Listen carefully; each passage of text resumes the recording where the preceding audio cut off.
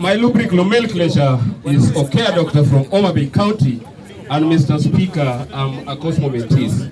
Mr. Speaker, I want just to talk about something here. This is not the time to talk about Raila Amolo Odinga, because we know Raila Amolo Odinga is going to be the chairman of AU.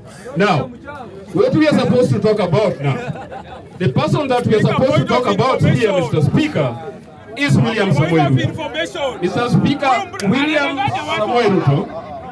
As 1 minute, Mr. Sam. Can I talk now? Now, order, please. Order. Can I flow now? Now, the person that we are supposed to talk about, Mr. Speaker, the person that we are currently supposed to talk about, Mr. Speaker, is Mr. Kazungu. The Mr. must go, the Sakayo, William Samoei Ruto. Because I want to say here today, and this is very sensitive, and we are supposed to have it now, that the problem that we have in this country now currently is William Samoei Ruto. The problem that we have in this country is William Samoei Ruto.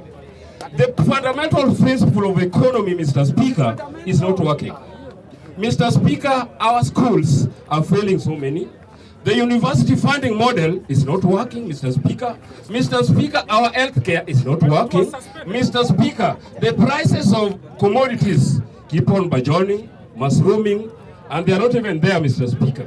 Mr. Speaker, William Samoei Ruto, if I may say very, very clearly, that William Samoei Ruto has really permitted our economy, Mr. Speaker.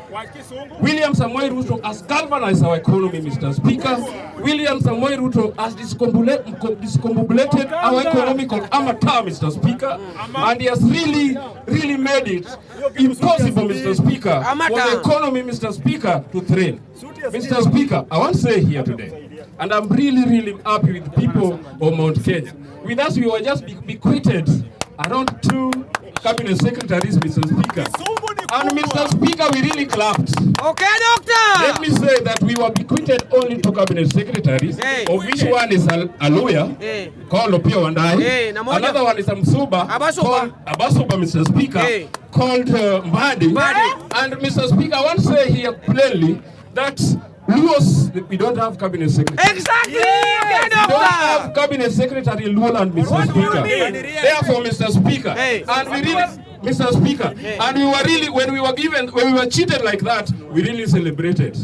But last week, Mr. Speaker, they bequeathed to Kikuyus 10 of, I don't know whether they were 10 or 15. 12 of them, Mr. Speaker. Did we see any celebration? Did we see any celebration?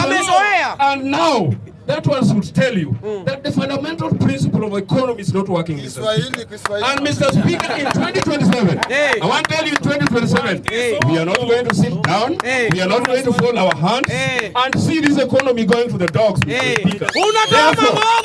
Therefore, Mr. Speaker, I want to say that here in Jakarta, Mr. Speaker, we are not just supposed to come here and talk about leaders. We are supposed to also be leaders, Mr. Speaker. Okay, doctor, we also be a leader. We are here. We'll be a leader. We have Mr. Kidero here, leader. We have Moxwan, our leader.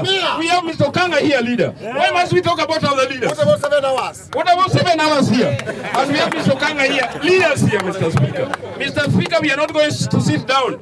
And a new dawn is going to come.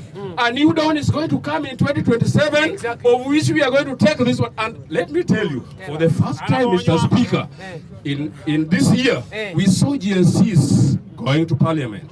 And that one was breaking news. In 2027, Mr. William Ruto, you are not going to even steal it. But because we are going to look at it, and we are going to ensure that the GNCs are going to take over this country, Mr. Speaker. Thank you very much, Mr. Speaker. Okay, Dr. Thank you most. The GNCs is what?